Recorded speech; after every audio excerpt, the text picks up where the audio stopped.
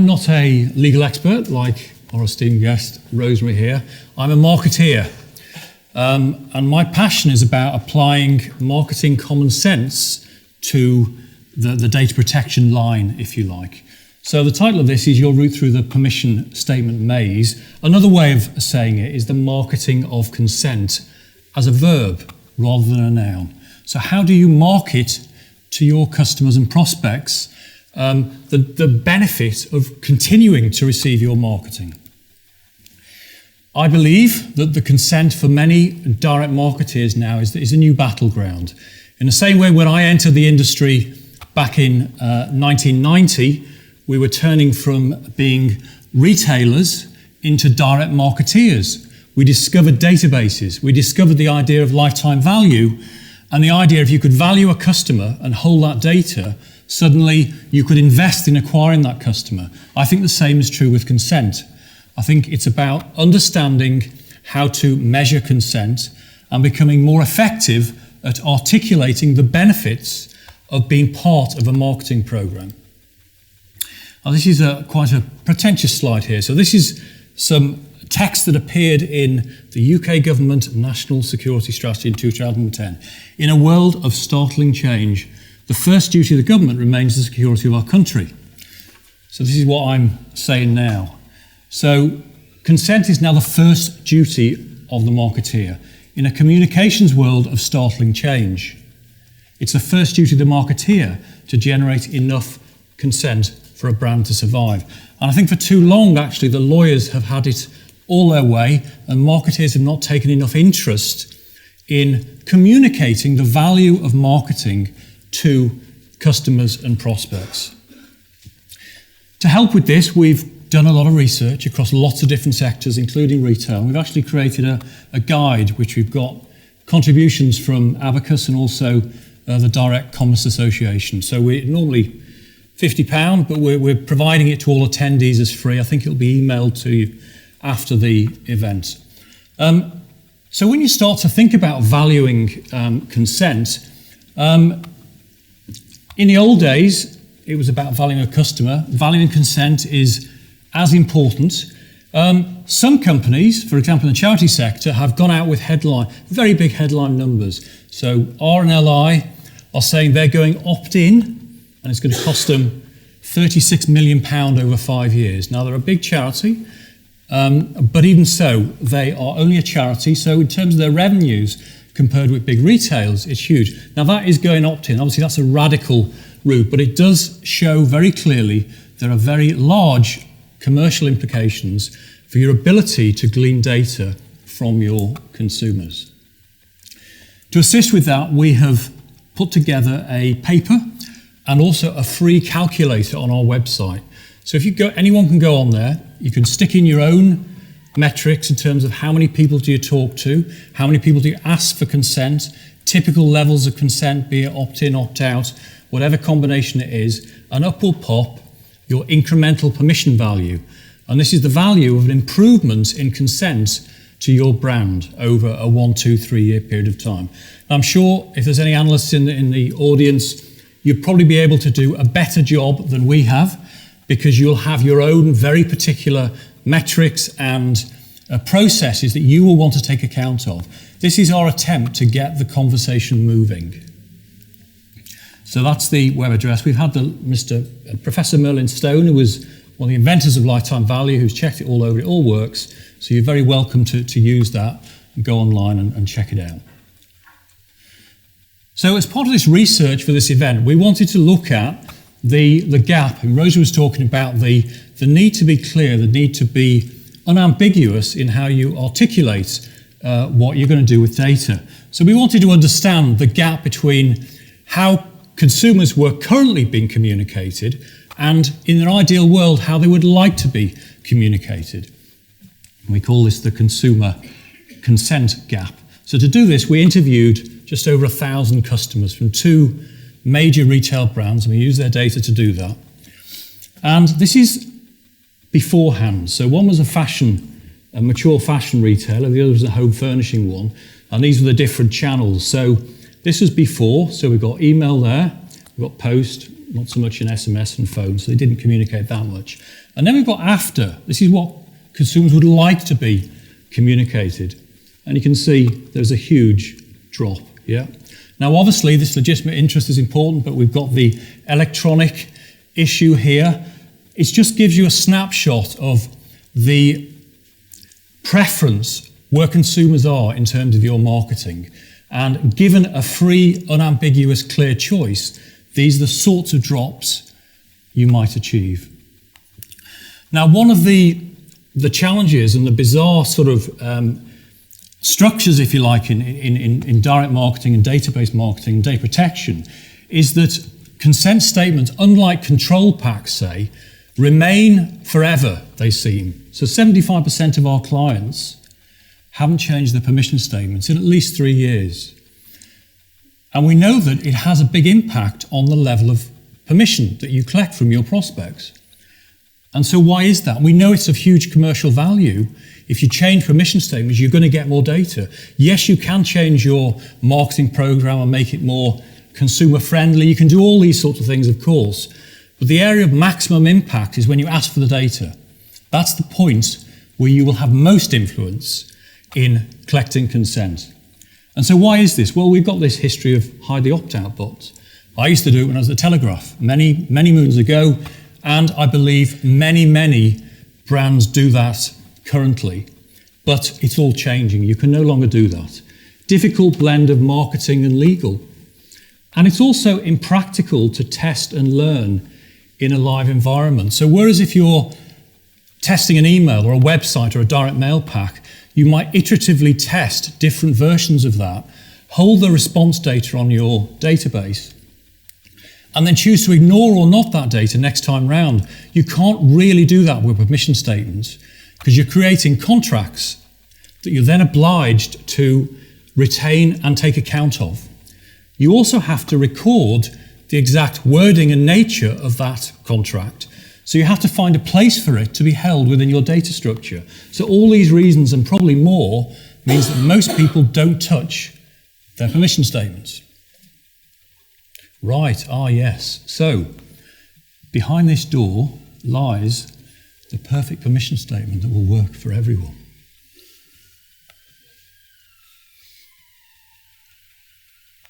What is that shining through the keyhole? A tick on the perfect permission statement? Oh no, it's a K, it's not a tick. There you go. So there's no such thing as the perfect permission statement. It's all about marketing. It's all about communicating the benefits of engaging with your marketing program and applying all that marketing common sense and analytics that you all have, rather than sitting back and waiting for it to be done for you, or take the perfect permission statement from someone else. So in terms of the research we've done on this, we've tested hundreds and hundreds of statements through our panel and through many thousand customers and donors. And what we found out is that small details really matter.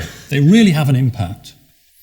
It's the ultimate sort of leveraged marketing. So the old sort of Drayton Bird long copy sells is fantastic for a long direct mail pack. In consent marketing, you've got about 5 seconds. You need to be extremely selective about how you communicate the merits of continuing to engage with that marketing. And so the choice of words, the tone of voice, the prioritization of the order, concepts, length of copy, it all has an impact on whether consumers agree to continue to receive your marketing. So we've looked at consent, and we sort of come up to the conclusion it's actually quite similar to normal marketing. So the currency, rather than cash, is consent. This is what you're aiming to achieve in communicating to your customers and prospects. Once you've convinced them, that's the benefit you get. What's interesting though, consent is not a singular universal concept. It means different things to different people, and people consent at different rates. So to generate this, we ask people, how often do you agree to, would you tick a box to receive goods and services from companies? And immediately what you see there, we've broken it down by age, is that the older people, over 55, 70% of them give consent less than 20% of the time. So this particular group are more difficult to gain consent than other audiences. We then also looked at, we broke the world very simply down into fears and hygiene and wants and needs. So we're looking at things people are worried about when they're giving consent and the benefits, the upside. And very simply, again, you can see there are differences, even at a very generic level, at age. You start to break it down by more detailed profile, how engaged they are with the brand, their particular time in life, all sorts of other factors, and it will segment even further. But even at that level, you can see the older people generally are more interested in the fears and hygiene, being reassured, and the younger people a little more in the offers and rewards, etc., etc. So then we looked at the upside, and this is something which, because of the legacy of lawyers really taking control of this area, that it hasn't been given enough priority, I feel.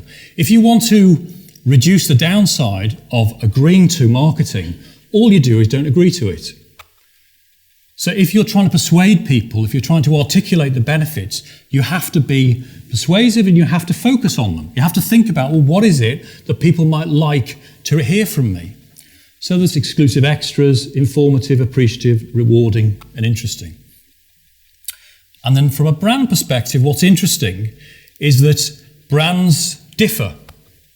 So to do this again for this particular event, we interviewed nearly 500 customers from 13 different retail brands across 4 subsectors: gardening, mature fashion, household goods, and home furnishings. And we analysed the data based on the perceived, how customers of these brands perceived the marketing of those brands. And we broke it down into these different attributes. So do you think it's engaging? Do you think it's trustworthy? Is there rewarding? These are the positives: rewarding, exclusive extras, appreciative, interesting content, and then the reassurances: no over contact, keep data safe, and do not share. And what you'll see is each of these lines is a different brand, and they're all very different. And so there you are, that's all the different brands there, yeah? So these programs are perceived very differently, even at a generic level. And again, if you start to overlay age on that, and how loyal they have been or not loyal, whether engaging online or offline, it's just like proper marketing, yeah? There isn't any perfect permission statement out there that's going to work for everyone. It's about trying to articulate it in the best way possible. And then we got the presentation, and again, I was interested in Rosemary's comments about the way even the lawyers had talked about you must be clear. Clearly in the past, it hasn't been clear. So there's things like comprehension, jargon-free, good layout, trustworthy and engaging. Then the fears: data not shared, data secure, I'm in charge, flexibility and options, and no over contact. And then what I think is the most interesting of all is the quality of the data you collect. Now, this particular statement has generated 33% consent, yeah? But within that statement, there is a mixture of good consent and bad consent. Good consent is the consent where respondents have agreed legally, but knowingly. They understand that they have consented to that. Bad consent is consent they've consented to, but they're not aware they did it. It was by mistake. And we'd be able to generate this because the way we do our research, we ask people, would you agree to this particular permission statement? We go back to them immediately. It's not a memory test. What do you think you just consented to? And there is confusion. We're able to measure the degree of confusion. Now, the theory goes, and we've got some tests going through at the moment, that the performance of that data set will be better than the performance of that data set. So if you're looking at these two statements, A and B, on the face of it, statement A is better, bigger. But actually, if you drill down a little bit more, you can see that for 2 reasons, that wouldn't be better. It's got a lower level of good consent in there, and it also has a lower proportion of good consent, because once collected, you can't separate out the good and the bad consent. And the bad consent will suppress the overall performance of the file. So this is a factor that can be measured now. This is an example of a report that we produce, and this was from an actual retail a little while ago, actually. And what you can see is the levels of legal consent is green plus red, but the proportion of misunderstood consent is the red one. Now, you may say that phone have that level of bad consent. It's absolutely fine, ethically, commercially, and all the rest of it. But it's interesting to know that that is the level of confusion with the statement that you're using to generate that data. So when you think about working on these consent statements and communicating consent, it's a complicated area. You need to set objectives like you do in marketing. So is it about, and these are just some of the objectives that clients of ours have decided, and they're not all, some of them are conflicting, yeah? They're not all aligned. So is it about increasing overall consent? Is it about improving consent for a particular channel, maybe phone or post? Is it to create a single catch-all statement? Is it to understand the target profiles of a particular group? Or is it about particular audiences? Or is it moving from opt-in or opt-out or measuring that impact? Is it about ensuring a minimum level of comprehension or clarity? And some brands get into this and think, well, actually, before this, I was comfy, but actually now, and let's a bit of reality here, a lot of historic consent has been collected with very little commitment. Yeah? So we are moving into a world where there's more commitment and comprehension, but we can now measure this beforehand. And also, is it about creating a short and long versions of statements? Because it's all very well to create a long, compelling statement that covers off all these different attributes that you then can't use in different channels. When you're planning your approach and your objectives, it's useful to try and weight the value of the different channels. So for each individual giving consent to a channel, say phone or post or SMS and email, what is that worth to you as a proportion? Unless you have a clear understanding of that, when you get the data back on these statements or through the research, you can't objectively compare the performance of these statements because each one will be generating percentages for different channels at different rates. So here are some weightings that some of our channels have used recently. So client one is saying that phone is worth twice as good as post and 4 times SMS and email, etc., etc. So once you've got that, you can then look at, and this is some actual results. We've got 1 to 5 statements. We've got the weighting there, and then you can see that phone or statement 1 did the best with phone. So if you're selecting phone as your priority, that's the one you'd go for. Statement 2 is the best for post, 3 for SMS, and 4 for email. Now, statement 5 isn't the best for any of them, but actually, if you take account of the weighting here, times that by the percentages, this is the best overall statement. And that's the degree of granularity and sort of mathematics, if you like, that you really should be going into when you're thinking about how to collect consent for different channels and different purposes. So in terms of how this is done, how we approach this, well, the first thing is we recreate the audience that you're aiming to target. And based on all the projects that we've run before, we think there's 3 pillars, if you like, of consent. The first thing is whether it's opt-in or opt-out. That has a big impact. The next thing is channel choice, and the next thing is language. Yeah? So when we're approaching testing of permission statements, we approach it as though it was a direct marketing campaign, as though it was a multivariable analysis. So what we do is we look at a variety of tests, and we try to limit the variables that we change. So we're thinking of opt-in, opt-out channels and language. We probably would only change one of those on each occasion, so you can align cause and effect. So you would put your control in the research, and so you'd have this bridge, if you like, between the real world and the research process. And then you test various different versions there. Review the results and go through and iteratively come through to statements which are improving all along, but away from your customer base, away from your live contracts, if you like, away from your database. And you might hopefully find there'll be a couple of statements that will outperform the others, but will be working perhaps for particular audiences. So this example of a dashboard that we produce, so this particular statement here And you can see there that it's got a certain level of good, bad and misconsent by channel. These are the indices, so we've scored that performance against all the other statements in this sector that have been run. So you can see it's doing the best at being jargon-free, not doing very well on appreciation informative, doing particularly poorly on data not shared and data secure. Then we can break it down by profile. And we can see there it's doing okay on the over 55s. And we also get some verbatim as well. So you're able to drill right down, as you would with a marketing program, and start to see the impact of small changes on words. This is an overall summary from quite a large test we did. And so we've broken it, all the attributes along the top there. And you can see how the scoring green is good, red is not so good. Then we've got the level of response being collected across all these different statements. And then we've got the amalgamated weighted score along there. And so you're able to do this away from your entire database. You get a good level of response without engaging your actual prospects.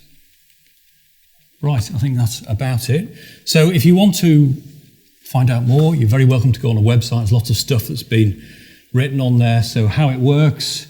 There's also lots of insights as well you can download and have a read. As I said, there's also the guide, which some of you have got already, but we'll email that over to you as well. Thank you very much.